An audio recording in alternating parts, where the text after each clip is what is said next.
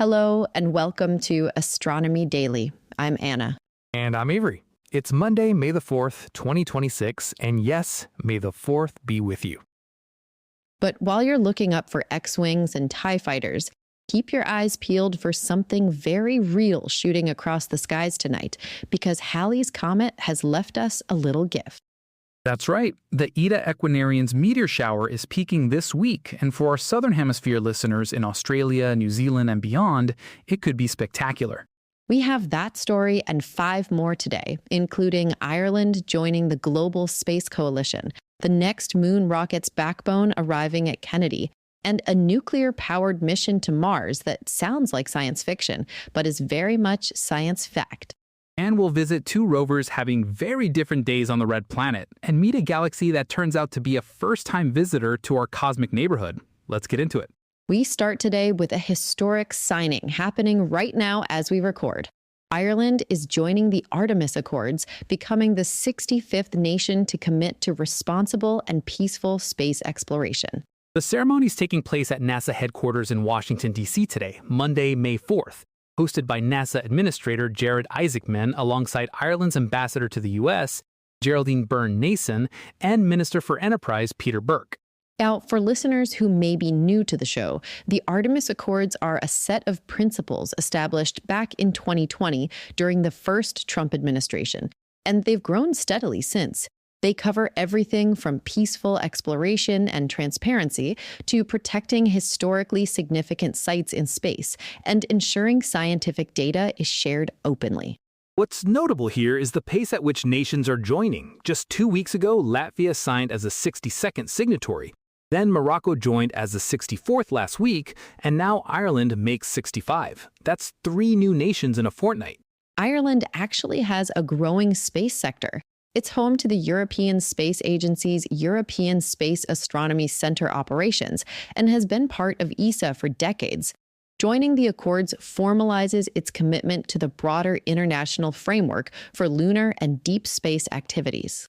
With 65 nations now on board, the Artemis Accords represent the most extensive multilateral framework for space exploration ever assembled. And the list keeps growing. As NASA says, all countries are welcome, whether or not they have their own space program. A lovely milestone to mark on May the 4th of all days. Well, Ireland did pick a memorable date. Story 2, and we are staying firmly in the Artemis universe. The ink is barely dry on the Artemis II mission. Reed Wiseman, Victor Glover, Christina Koch, and Jeremy Hansen splashed down just 3 weeks ago, and NASA is already pressing ahead at pace.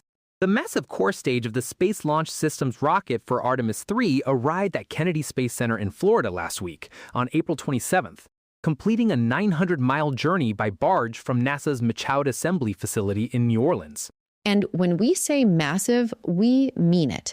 The SLS core stage is 212 feet tall when fully assembled. It houses 2 propellant tanks that together hold over 733,000 gallons of super-chilled liquid propellant to feed 4 RS-25 engines. It's the heart of the most powerful rocket currently flying. The core stage is now inside the Vehicle Assembly Bab, the VAB, where it will be mated to its engine section. And NASA has been running everything in parallel. Solid rocket booster segments have already arrived by rail from Utah, and the mobile launcher was returned to the VAB even before the barge docked. Now, here's where Artemis III gets interesting, because this mission is not going to the moon's surface. Its job is to test the rendezvous and docking capabilities between the Orion spacecraft and the commercial landers, SpaceX's Starship and Blue Origin's Blue Moon in low Earth orbit. Think Apollo 9, which did the same kind of dress rehearsal in 1969. That groundwork is critical because it's Artemis IV that will actually put astronauts back on the lunar surface, targeted for 2028. So Artemis III, likely launching in late 2027, is the essential bridge. There's something exhilarating about seeing hardware arrive. It's real, it's tangible, it's happening. Artemis, as one NASA official put it last week, is full steam ahead. Story 3, and we're venturing a little further out, to Mars, and the most audacious propulsion experiment in decades. NASA is pressing ahead with plans to launch the world's first nuclear electric-powered interplanetary spacecraft in December 2028. It's called Space Reactor 1 Freedom, SR-1 Freedom for short.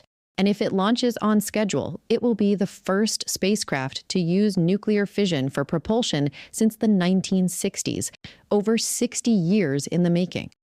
The concept is called Nuclear Electric Propulsion, or NEP. Unlike nuclear thermal propulsion, which heats propellant directly, NEP uses a fission reactor to generate electricity, which then powers highly efficient ion thrusters. The spacecraft accelerates slowly at first, but continuously, building up extraordinary speed over weeks. The reactor itself will produce 20 kilowatts of electrical power using high-assay, low-enriched uranium.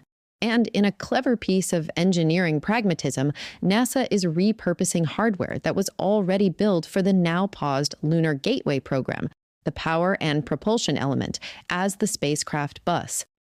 Once SR-1 Freedom reaches Mars, roughly a year after launch, it will deploy a payload called Skyfall, 3 Ingenuity-class helicopters that will scout the Martian surface for subsurface water ice and survey potential future human landing sites.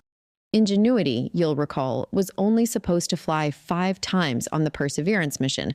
It flew 72, so NASA knows these little rotorcraft can punch well above their weight. NASA Administrator Isaacman announced the mission back in March at what they called the Ignition event, and he was emphatic. This isn't a concept study. Hardware development is ramping up now, with assembly and testing scheduled from early 2028. The December 2028 Mars launch window is the deadline, and the scope bends around it. If successful, SR-1 Freedom does far more than test a propulsion system.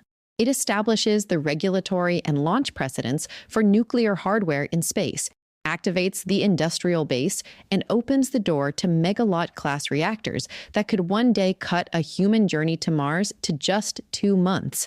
The stakes couldn't be higher. Now for something you can actually go outside and experience yourself, because the Eta Aquariid's meteor shower is peaking right now, with the best viewing on the mornings of May 5th and 6th. And we know we've touched on this in recent episodes, but the peak is literally upon us. So here's your final briefing and viewing guide. The Eta Aquariids are one of the most famous annual meteor showers, and they come from a truly iconic source, the debris trail of Halley's comet. Earth passes through Halley's dusty wake each May. Those particles, some as small as a grain of sand, slam into our atmosphere at around 66 kilometers per second and vaporize in brilliant streaks of light. Halley's comet last visited the inner solar system in 1986 and won't return until 2061. So these annual showers are our way of staying connected to one of the most celebrated objects in astronomical history. Now, the great news for our Southern Hemisphere listeners, and that's a lot of you in Australia, New Zealand, and South Africa, is that this shower strongly favors your skies.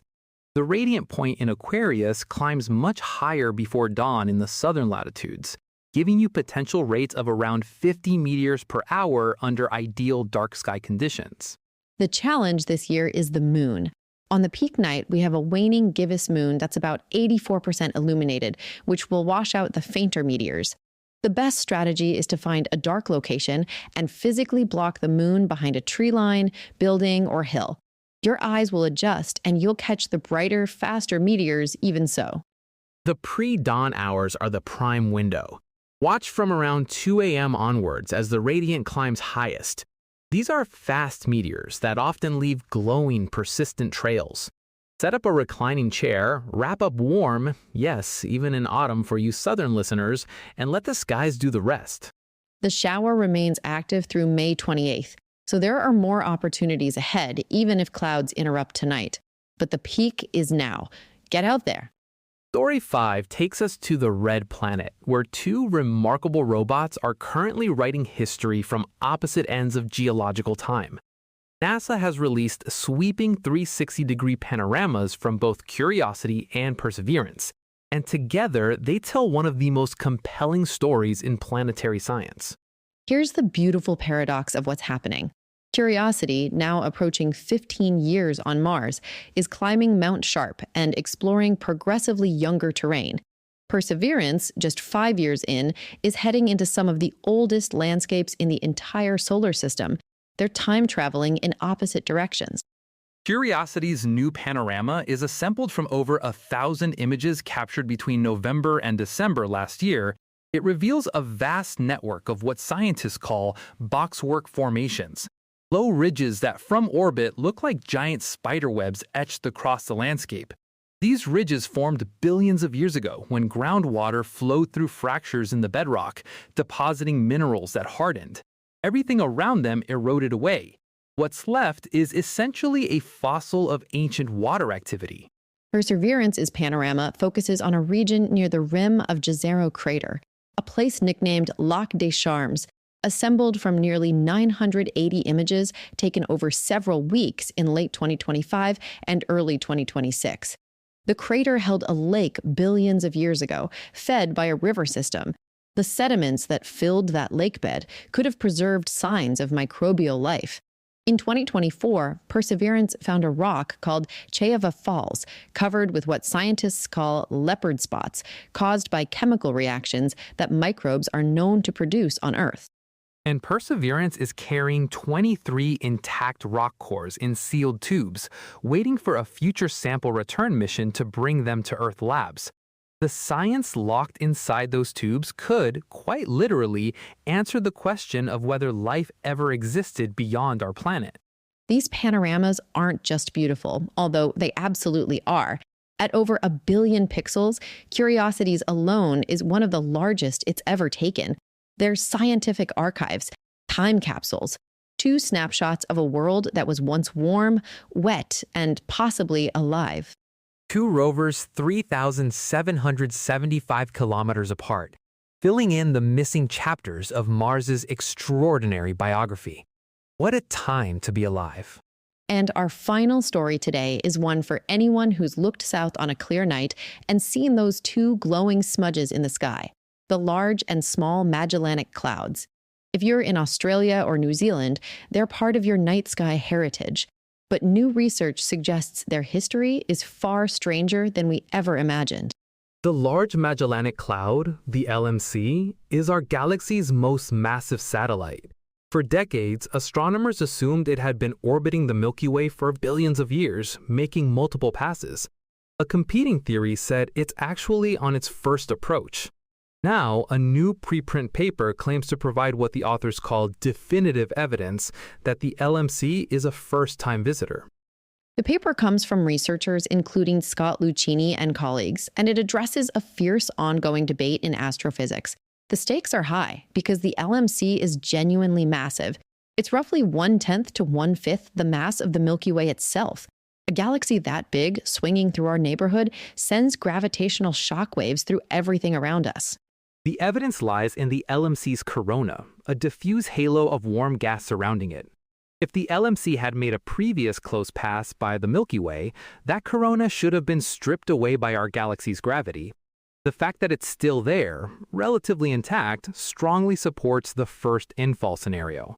It also explains why the Small Magellanic Cloud and other satellites that travel with the LMC haven't been tidally torn apart. They simply haven't had enough close encounters with the Milky Way to be disrupted. There's something almost poetic about this. That gorgeous smudge of light you can see from a southern dark sky, visible to the naked eye, named after Magellan, is essentially a first-time visitor. It fell toward us for the first time in cosmic history, passed its closest point recently in astronomical terms, and now is swinging back out. We're witnessing something that has never happened before in our galaxy's history. It also rewrites our understanding of the Magellanic Stream, that vast trail of hydrogen gas stretching across the southern sky behind the clouds. That stream was thought to have been shaped by multiple Milky Way interactions. Now, researchers have to explain it through LMC-SMC interactions alone. More work ahead, but what a puzzle to have. For our Southern Hemisphere listeners, next time you step outside on a clear night and spot the Magellanic Clouds, take a moment. You're watching a first encounter between galaxies unfolding in slow motion across the cosmos. And that's your Astronomy Daily for Monday, May the 4th. 6 stories, from Ireland joining the Space Coalition to a galaxy making its first visit in cosmic history. What a day to be an astronomy enthusiast. If you're heading out to watch the Eta Aquariids tonight or tomorrow morning, we'd love to hear how you got on. Find us at astronomydaily.io or reach out on X, Instagram, TikTok, Facebook, or Tumblr at Astro Daily Pod. And if the show brings you joy, please leave us a review wherever you listen. It genuinely makes a difference and helps more people find us. This has been Astronomy Daily, part of the Bytes.com podcast network. I'm Anna, and just before I go, a quick reminder to check out our sponsor's money-saving, risk-free deal. I'm talking about NordVPN, and when you're ready to secure your online life, they're the ones to use. We certainly do. Get all the details via the sponsor link in the show notes. And I'm Avery. Keep looking up. The universe has never been more alive. We'll see you tomorrow.